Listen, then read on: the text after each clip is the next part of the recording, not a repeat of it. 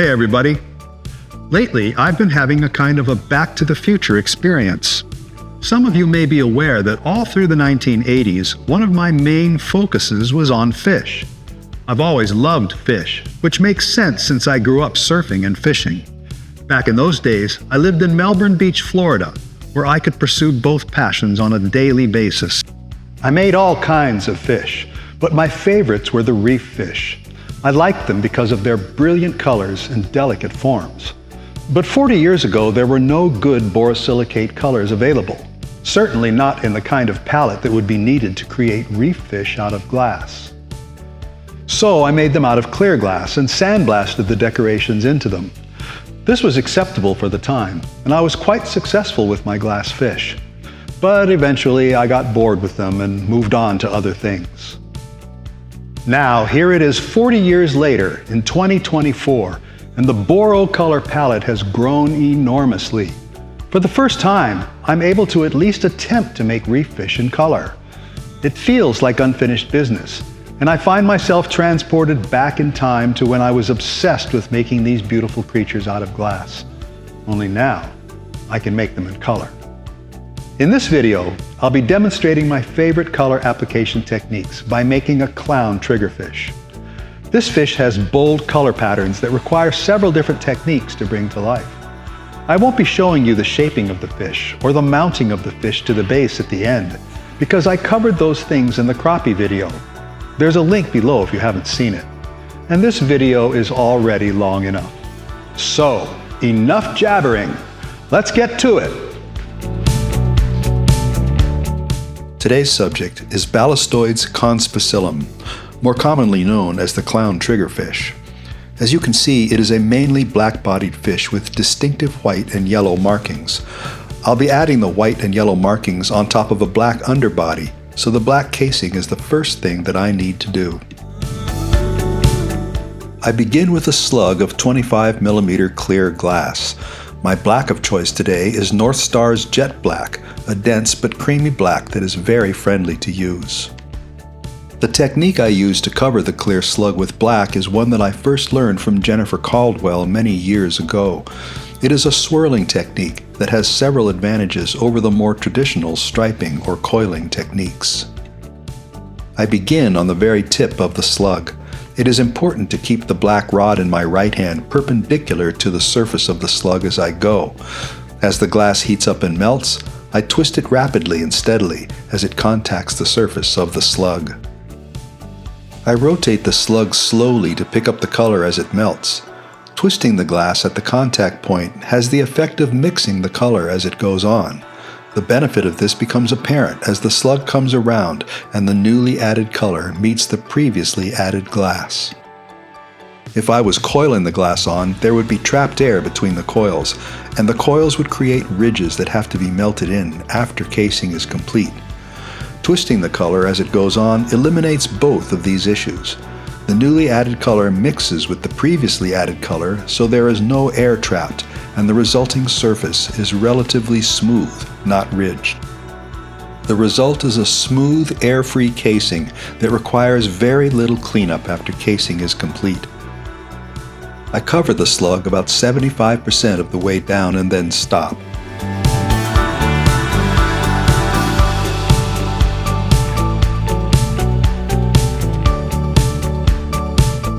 I attach a handle to the other end and remove the first handle.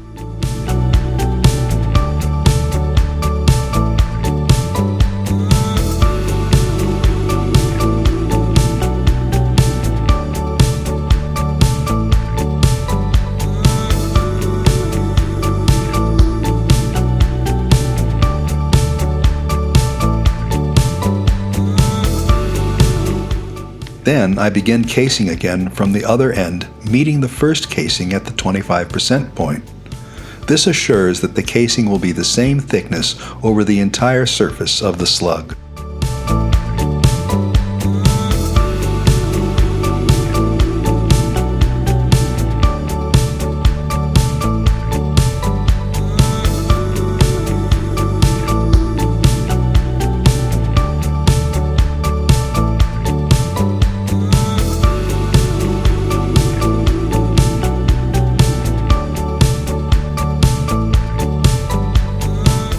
A little heating and marvering renders the blank completely smooth.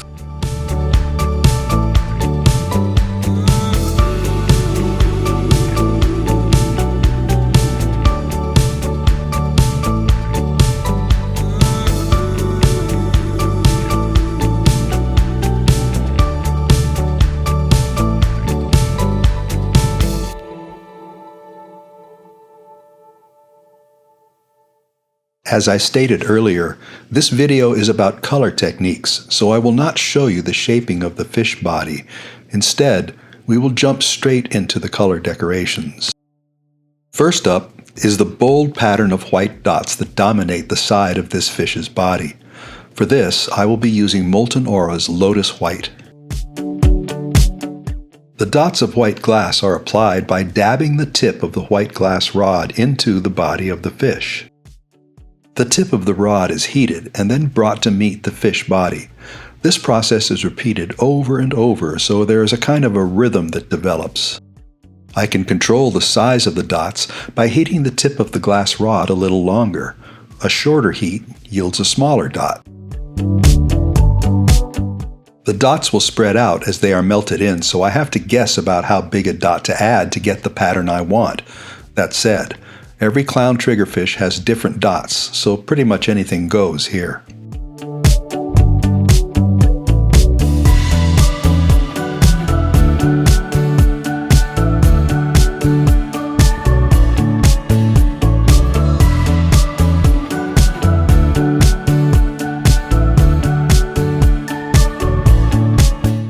Once I have all the dots added for one side, I use a bushy flame to melt the dots in.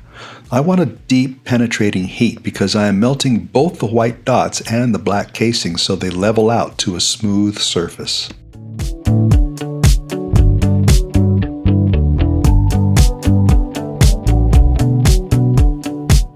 I work on one side only and avoid heating the other side.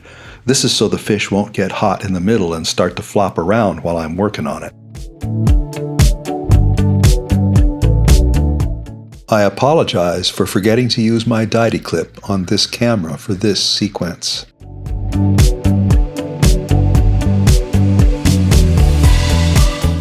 I continue heating until the dots on this side are completely melted in. I use my paddle to flatten any remaining high spots.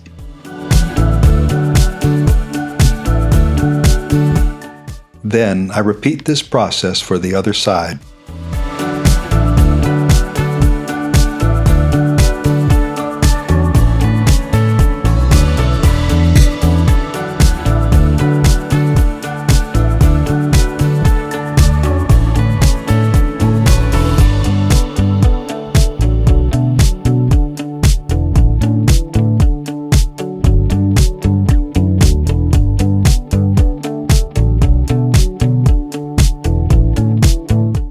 Now I move on to the other markings. First, the yellow and black saddle on the dorsal side of the body, then the smaller yellow and white saddle on the tail. Finally, I will add the distinctive white, black, and yellow striping around the mouth. First, I pull some yellow stringer. I am using Glass Alchemy Acid Yellow for this.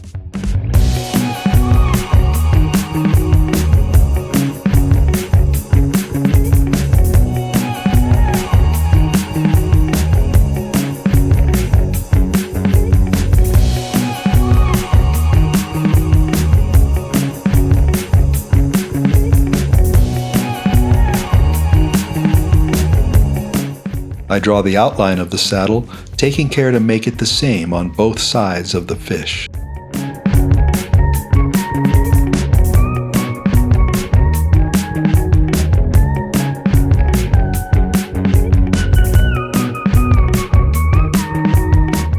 Then I fill the outline with more yellow stringer.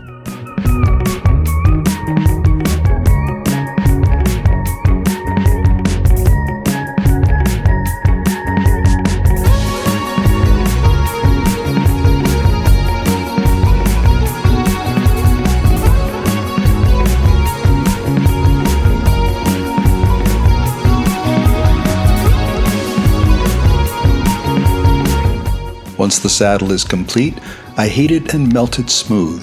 paddling it to conform to the contours of the body. The yellow glass is delicate and can boil if I am not careful. I'll sometimes use the option of air that my Herbie gives me to make a cooler flame to reduce this problem. Now I pull some black stringer.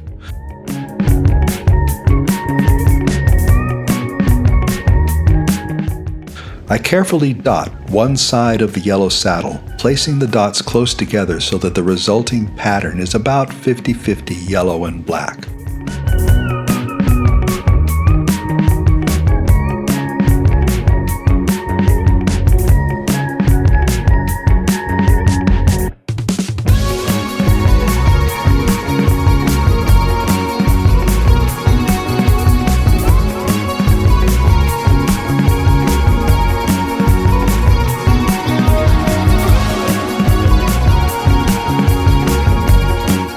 I use a broad flame to melt the black dots into the yellow saddle and paddle it to flatten any remaining bumps. Then I repeat the process for the other side.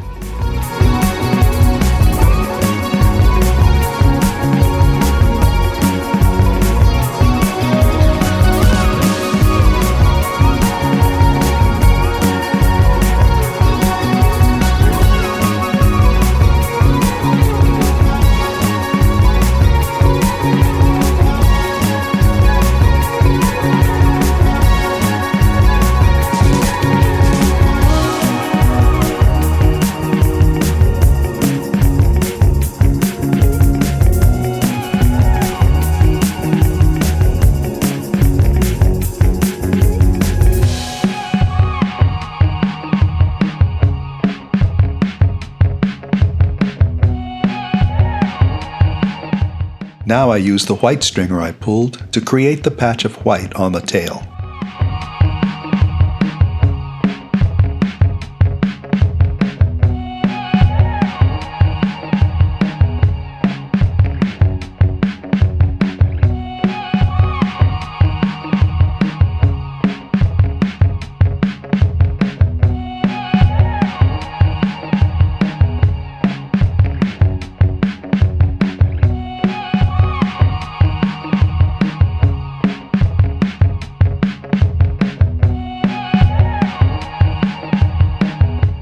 I melt it smooth and paddle it down to conform to the contours of the tail of the fish.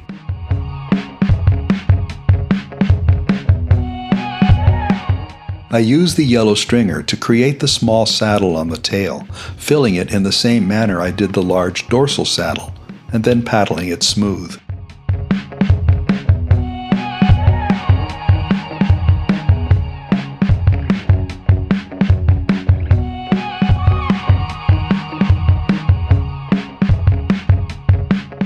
The tail has now grown too large with all the additional color that has been added, so I have to remove some of it. I use my shears to trim some off the end.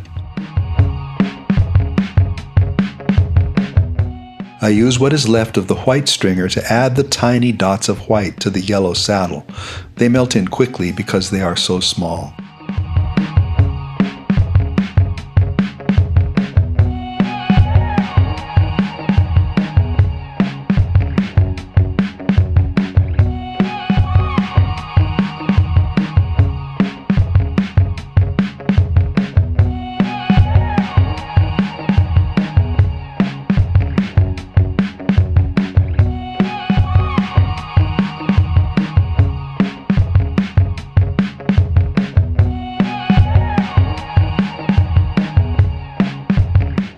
I am done with the tail for now and need to switch ends to work on the head.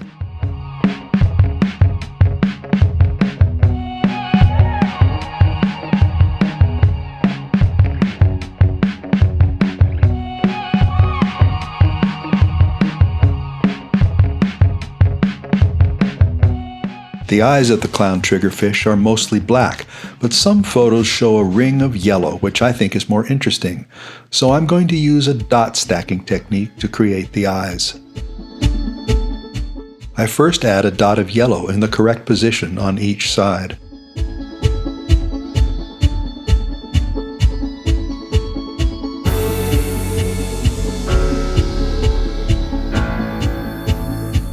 I flatten these dots against the head, leaving them only slightly raised.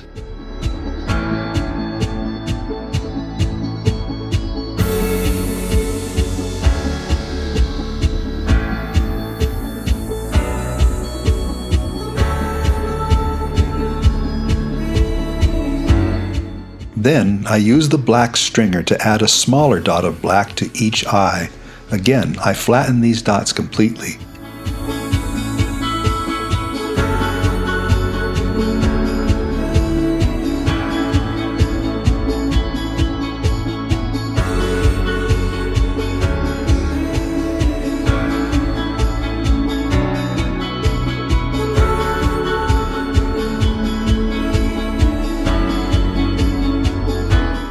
Finally, I add the clear lens using a rod of 5mm clear glass.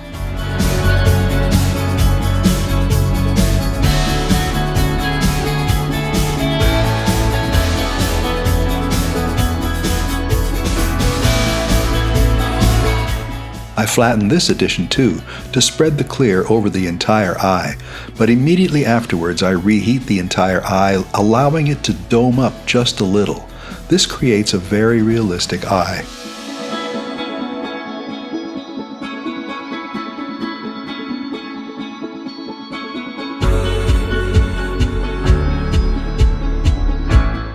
The clown triggerfish's mouth is defined with alternating bands of yellow, black, and white. The black and white bands are very thin, so I have a way of adding them to control their thickness. I draw more white stringer and add the white band around the entire mouth.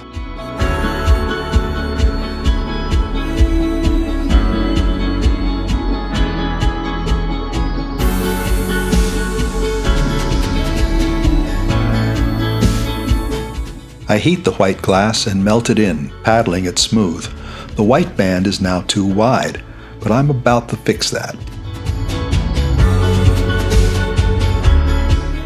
I now apply black stringer carefully to overlap the white just enough to make the white band the proper width.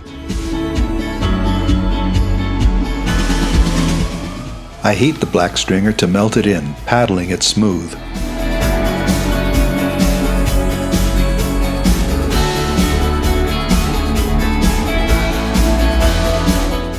Now I use the yellow stringer to overlap the black in the same way, controlling the width of the black band. I cover the remainder of the mouth in yellow.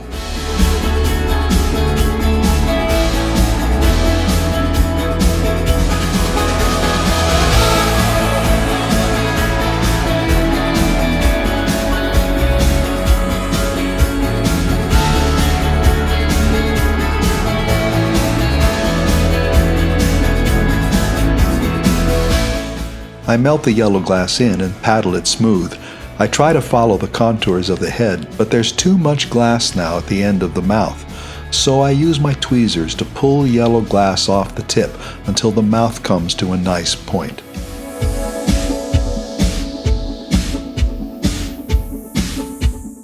I handle up to the mouth and switch ends again. Now it is time to pose the fish. I create a deep glowing heat in the body of the fish and, using my tweezers, bend the body slightly. This gives the fish a more natural look.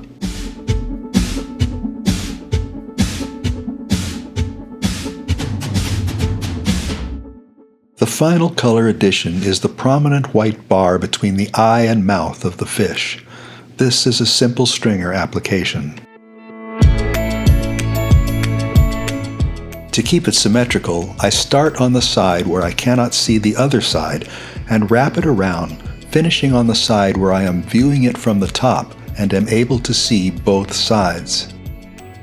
Then I heat it to melt it in and paddle it smooth.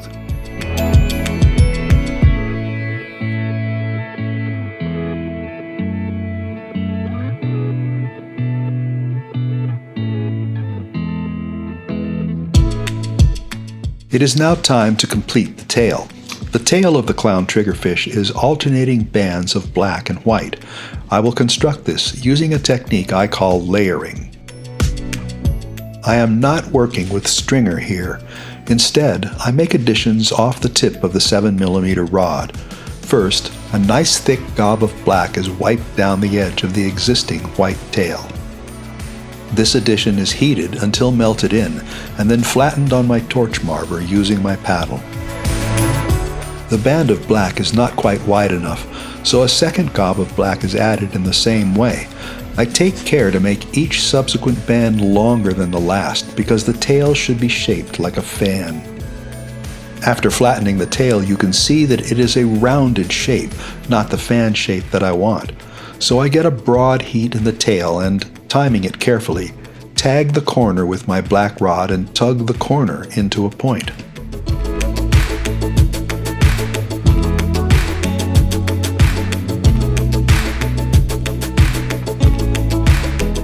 Now I add a gob of molten aura moonstone. This is a translucent opal white that I like to use for fins since they are often transparent but not entirely clear. I melt it in and I paddle it flat.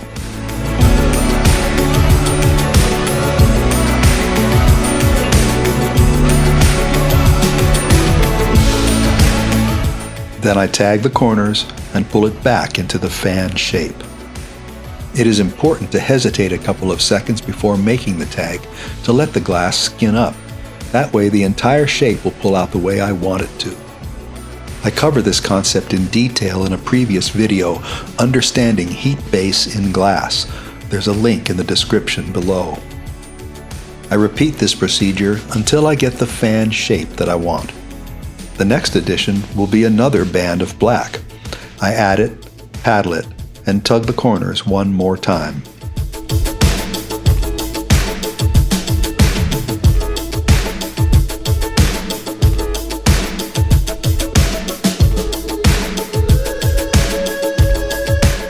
The final addition is a thin line of lotus white. I use my white stringer to add this.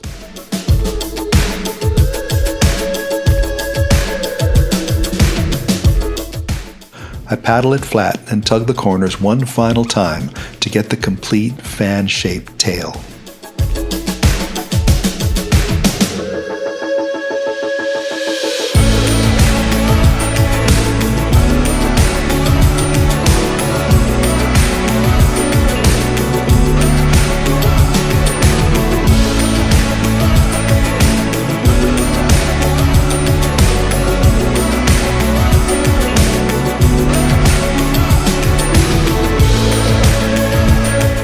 The last detail on the tail are the rays.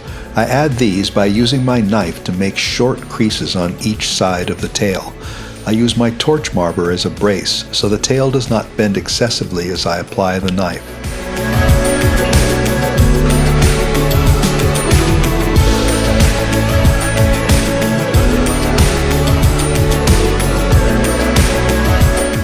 But it does bend a little, so I heat the tail and use my paddle to straighten it out. The tail is now complete. The next part to add are the secondary dorsal and anal fins. In photographs I looked at for reference, I noticed that these fins could appear to be almost completely clear and colorless in some photos, to having distinct bands of color in others. I like this photo, where the bands are black, yellow, and white, and then pink. So I'm going to make my clown triggerfish like that. I will again be using the layering technique to make these fins. I start with a stripe of black against the body, and then use my mini torch to melt the stripe in so there are no creases around the edge.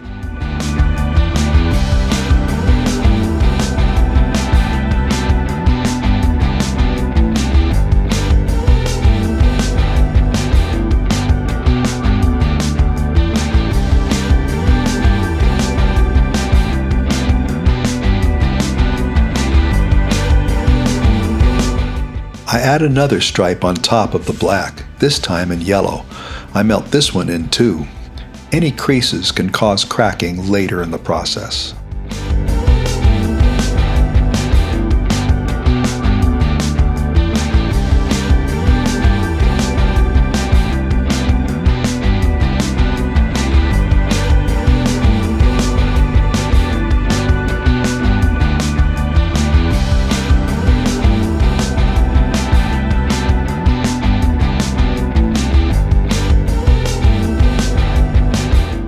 On top of the yellow, I add a stripe of moonstone and melt this band until it is smooth around the edges.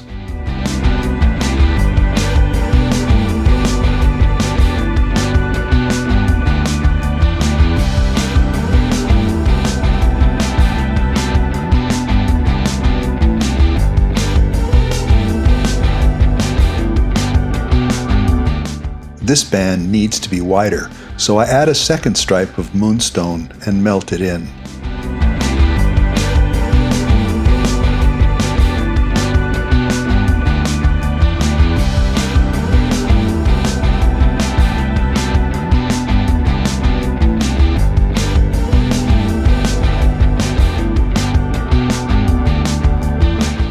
Now I take my squisher tool and flatten the fin uniformly.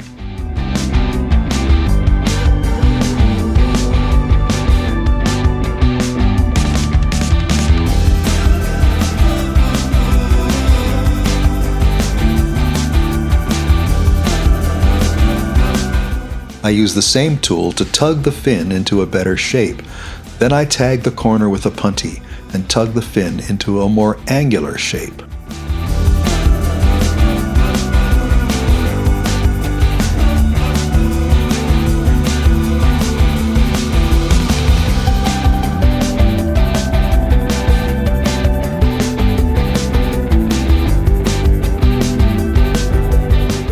Finally, I add a band of pink. For this color, I am using Molten Aura's Telemagenta because it has similar opal properties to the moonstone. I melt this final band in until the entire fin is smooth. Then I use my squisher tool to flatten the fin before final shaping.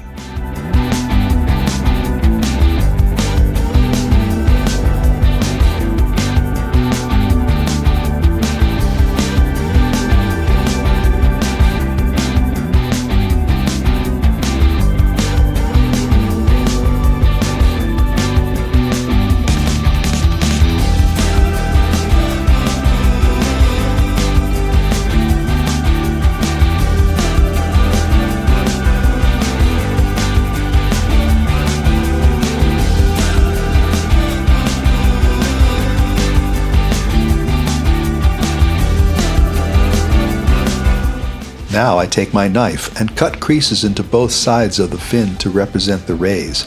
I take care not to make these cuts too deep, or they may create stress that could lead to cracking.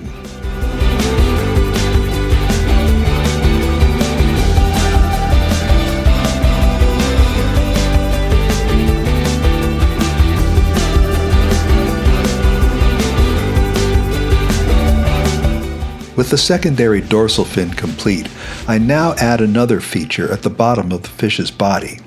This is actually a short stubby fin called the pelvic fin, which can be extended or retracted.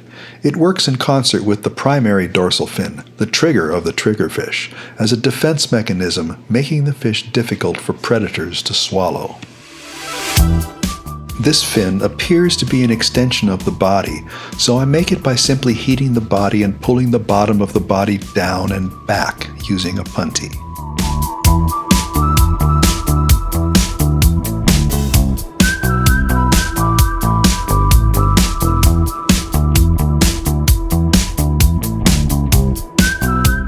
Now I add the anal fin in the same manner as I did the secondary dorsal fin.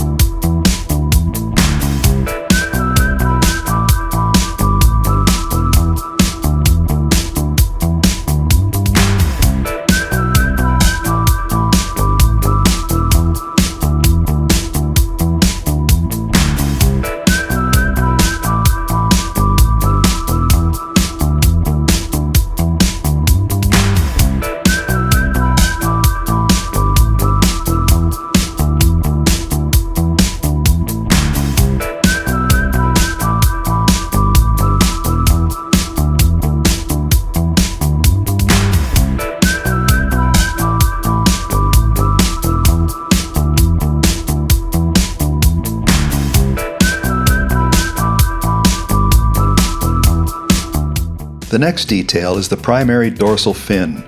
This is the trigger that the triggerfish is named for. It is retractable and can be upright or lay flat against the body. I prefer to represent it fully extended. It is black, so I'm using my jet black rod to add it. It is located right in the center of the yellow saddle. I add it in 3 parts: short, a little longer, and then long. This 3-step addition gives the trigger its triangular shape.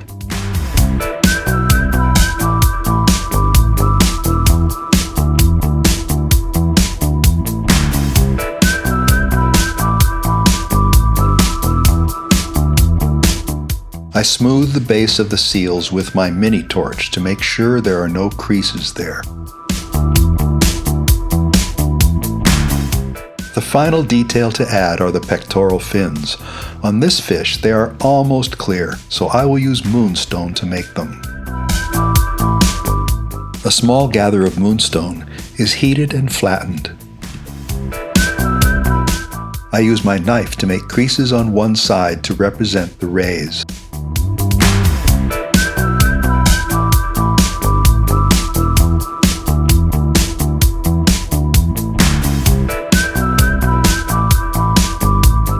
I punty up to the hot fin and tug it to give it a little shape.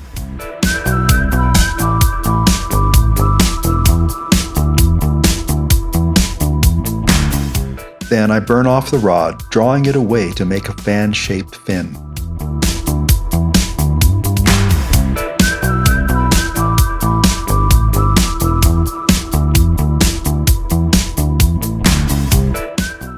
I melt the end up to make a tiny gather I will use to make the seal. I retrieve the fish from the kiln and seal the fin to the side.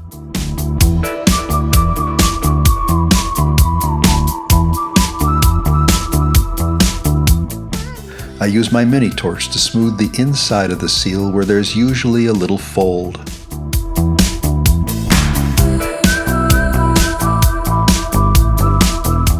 Then I repeat the process for the other fin on the other side.